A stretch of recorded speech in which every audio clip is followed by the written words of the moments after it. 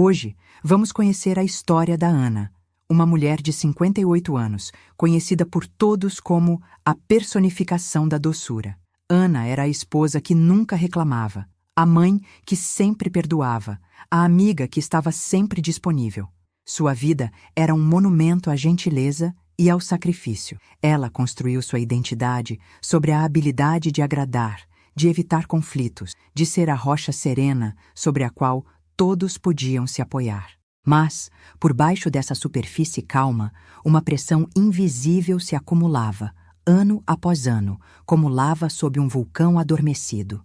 Até que um dia, por um motivo aparentemente trivial, o vulcão entrou em erupção. E a explosão não apenas chocou a todos ao seu redor, mas a deixou aterrorizada com a força desconhecida que vivia dentro dela. Você se identifica com a Ana? Você é a boazinha da sua família, a pessoa que sempre cede, que engole o choro para manter a paz? Você sente, às vezes, um ressentimento inexplicável, uma raiva que não se permite expressar? E se a sua maior virtude, a sua doçura, for também a sua maior prisão? E se dentro de você houver uma sombra, uma parte sua que foi reprimida por tanto tempo que agora ameaça vir à tona de forma incontrolável? A vida de Ana, aos 58 anos, parecia um quadro de Norman Rockwell, uma representação perfeita da harmonia familiar. Casada há 35 anos com Jorge, um homem bom, mas acostumado à sua passividade, ela era a engrenagem silenciosa que fazia tudo funcionar. Sua casa, no subúrbio, era impecável. O jardim, cuidado por suas próprias mãos, florescia em cores vibrantes. Seus 2 filhos, já adultos e casados, ainda a tratavam como o centro emocional da família, o porto seguro para onde sempre podiam voltar. Ana era uma mestre na arte da antecipação. Ela sabia o prato favorito de cada um, lembrava de todos os aniversários, mediava as pequenas disputas entre os filhos e o marido com uma diplomacia que seria invejada por qualquer estadista. Ela era a confidente de suas amigas, a ouvinte paciente para os problemas de todos. Seu vocabulário parecia não conter a palavra não. Desde criança, Ana aprendeu que ser boa era sua maior qualidade. Filha de pais rígidos e religiosos, ela foi ensinada que a raiva era um pecado, que o egoísmo era feio e que o dever de uma boa mulher era servir e cuidar. E ela aprendeu a lição com perfeição.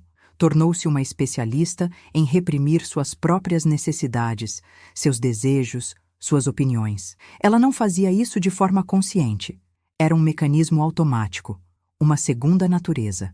Ela genuinamente acreditava que sua felicidade residia na felicidade dos outros. O problema é que, ao apagar sistematicamente a si mesma, ela estava, sem saber, alimentando uma força poderosa e faminta no porão de sua psique. O padrão de autoanulação de Ana era visível em quase todas as suas interações. A primeira cena se desenrola em uma noite de sexta-feira. Ana, exausta após uma semana cuidando da casa e ajudando com o neto doente, sonhava com uma noite tranquila, talvez assistindo a um filme antigo que ela adorava. Jorge chega do trabalho e anuncia de forma casual: "Liguei para o Roberto e a Sônia. Eles vêm jantar aqui hoje. Faz aquela lasanha que eles gostam?" O coração de Ana afunda. A última coisa que ela queria era cozinhar e socializar. Uma pontada de ressentimento a atinge, mas ela a engole instantaneamente. Um não surge em sua mente, mas morre antes de chegar aos lábios. Em vez disso, ela sorri. Um sorriso um pouco mais tenso que o normal, e diz: "Claro, meu bem. Que ótima ideia. Vou começar a preparar tudo." E enquanto rala o queijo e corta a cebola, uma dor de cabeça começa a se formar em sua nuca. A segunda cena envolve seu filho mais novo, Tiago. Ele liga, desesperado.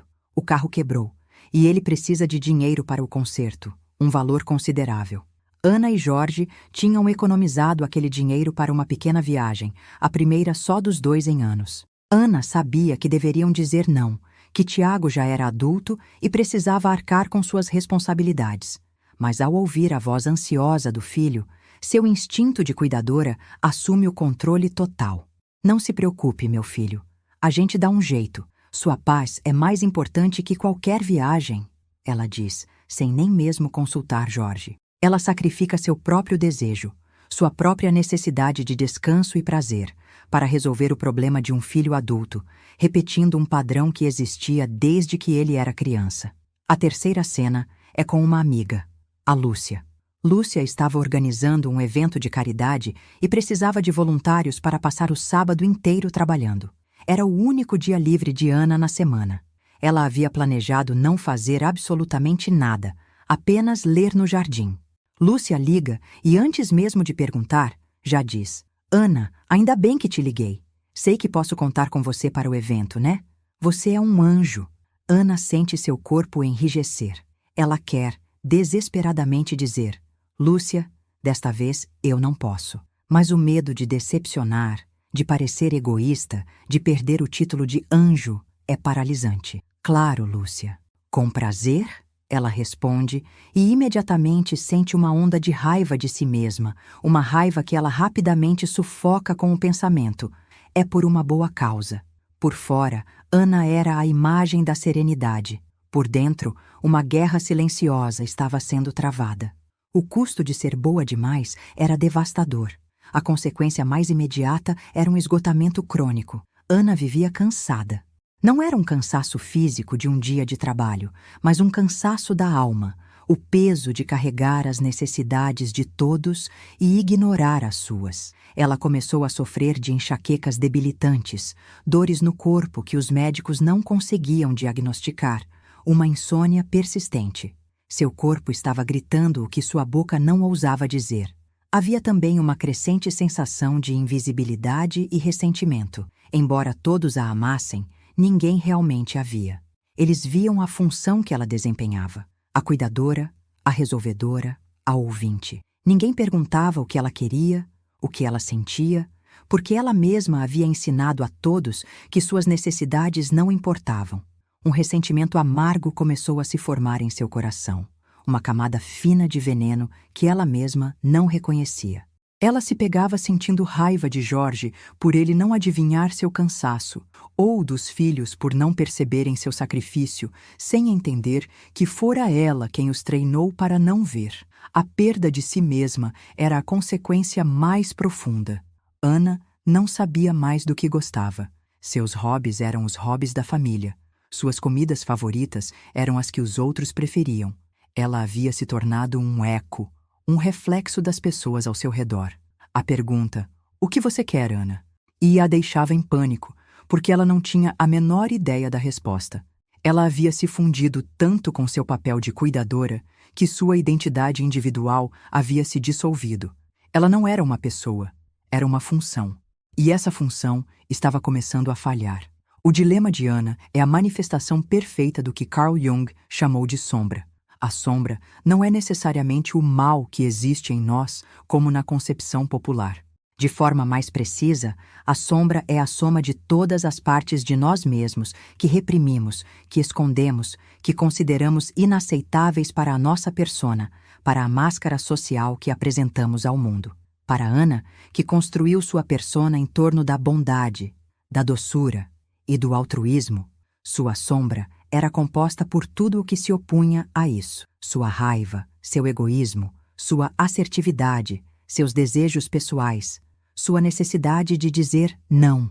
Ela não nasceu sem essas características. Ela aprendeu a exilá-las para o porão de sua psique para ser amada e aceita. O problema, como Jung nos ensinou, é que o que resistimos persiste. As partes que jogamos na sombra não desaparecem. Pelo contrário, elas se tornam autônomas, ganham força na escuridão.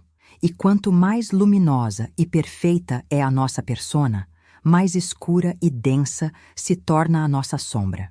A sombra de Ana estava se manifestando através de seus sintomas físicos, de seu ressentimento passivo-agressivo. Ela estava faminta por reconhecimento. E como qualquer força da natureza que é represada por tempo demais, ela estava prestes a romper a barragem de forma violenta e inesperada. A doçura excessiva de Ana era a garantia de que, um dia, uma amargura igualmente excessiva viria à tona. A erupção aconteceu em um domingo à tarde. A casa estava cheia. Os filhos, noras e netos estavam lá para o almoço de domingo, uma tradição que Ana mantinha com esforço hercúleo. Ela havia passado a manhã inteira cozinhando. A mesa estava posta, a comida servida. Todos comiam e conversavam animadamente. Ana, como de costume, corria da cozinha para a sala, servindo a todos, mal se sentando para comer.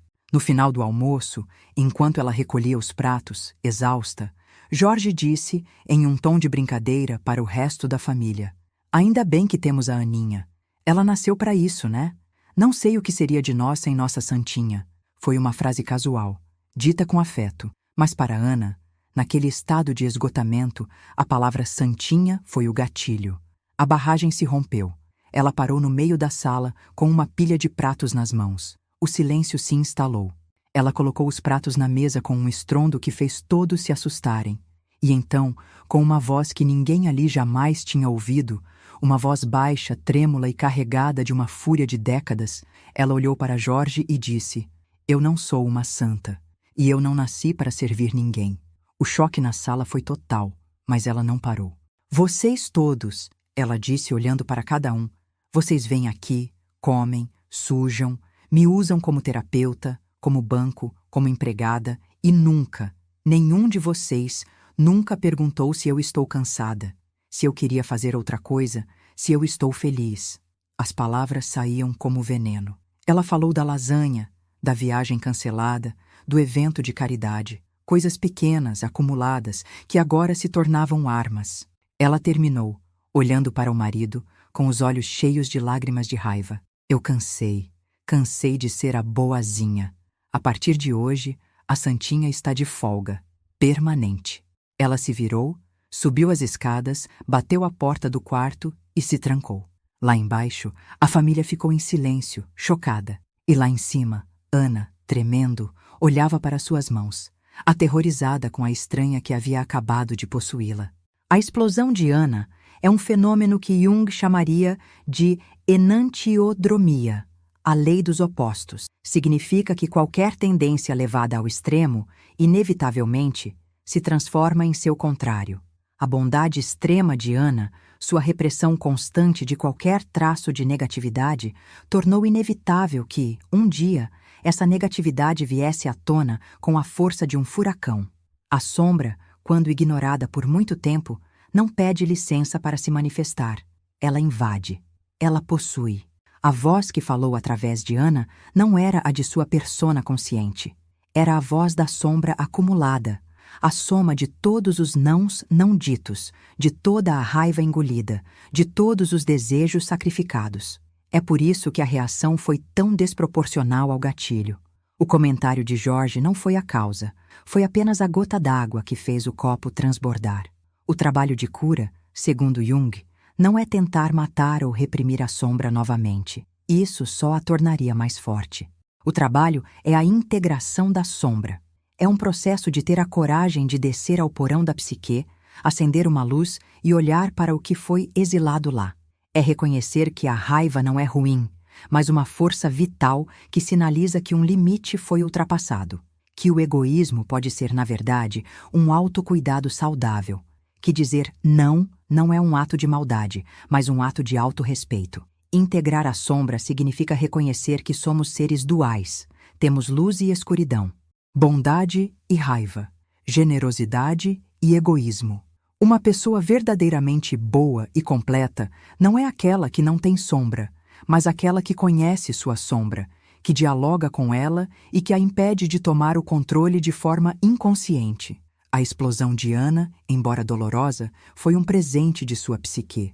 Foi um chamado brutal, mas necessário para a totalidade.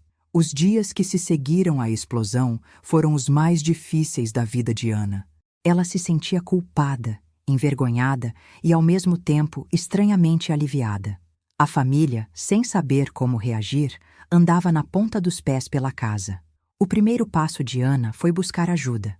Ela encontrou uma terapeuta junguiana e, na primeira sessão, chorou por 1 hora inteira, colocando para fora décadas de sentimentos reprimidos. O caminho da integração foi prático e assustador. Sua terapeuta lhe deu pequenas tarefas. A primeira foi no jantar, quando Jorge perguntasse o que ela queria assistir na TV, ela deveria dar sua opinião honesta, em vez do usual, "o que você quiser, meu bem." Ana tremeu, mas disse: Eu gostaria de ver aquele filme antigo que está passando no Canal 8. Jorge, surpreso, apenas concordou. Foi uma pequena vitória, mas para Ana foi monumental. Ela aprendeu a identificar o ressentimento em seu corpo como um sinal. Quando a dor de cabeça começava, ela parava e se perguntava: o que eu concordei em fazer que eu não queria? Onde eu não me respeitei? Ela começou a praticar o não. Não, Tiago, não posso te ajudar com isso agora. Não, Lúcia, não posso ir ao evento neste sábado. Cada não era dito com o coração na boca, mas cada um a deixava mais forte, mais inteira. A dinâmica familiar, lentamente, começou a mudar. Jorge e os filhos, confusos no início, começaram a ver Ana como uma pessoa com vontades próprias e não apenas uma função. Houve discussões, momentos de estranhamento, mas pela primeira vez as relações estavam se tornando reais, baseadas em um respeito mútuo e não em um sacrifício unilateral. Ana estava aprendendo que o amor verdadeiro não exige a anulação de si mesma. A história da Ana é um espelho para tantas de nós que fomos criadas para sermos boazinhas. Nós aprendemos a sorrir quando queríamos chorar, a concordar quando queríamos gritar, a cuidar quando precisávamos de cuidado. Eu te convido a uma reflexão honesta. Qual é a sua persona? É a da supermãe? Da profissional perfeita? Da amiga sempre disponível? E o que essa persona te força a reprimir? Qual é a sua sombra? Você tem medo da sua própria raiva? Acha que seus desejos são egoístas? Você sente uma culpa imensa ao dizer não? Preste atenção aos sinais do seu corpo, às suas dores de cabeça, ao seu cansaço, à sua ansiedade. Muitas vezes, eles são mensagens da sua sombra, pedindo para ser ouvida. Lembre-se, não há nada de errado com sua raiva, com seus desejos, com sua necessidade de descanso. Eles não te tornam uma pessoa má. Eles te tornam uma pessoa completa. A questão não é se livrar da sombra, mas aprender a dançar com ela. A jornada de Ana nos ensina que a verdadeira força não está em sermos perfeitas, mas em sermos inteiras. A paz duradoura não vem de evitar conflitos a qualquer custo, mas de ter a coragem de sermos autênticas, mesmo que isso desagrade aos outros. Integrar nossa sombra é o trabalho de uma vida. É um ato contínuo de autoconsciência e coragem, mas é o único caminho para uma vida que não seja apenas uma performance, mas uma expressão genuína de quem realmente somos. Se você se reconheceu na história da Ana, se sentiu o chamado para olhar para suas próprias partes reprimidas, eu te convido a compartilhar sua reflexão nos comentários. Qual traço da sua sombra você está aprendendo a aceitar ou gostaria de começar a integrar? Ao compartilharmos nossas jornadas, criamos um espaço de permissão e cura para todas nós. Obrigada por sua coragem e por sua companhia. Cuide-se bem, por inteiro.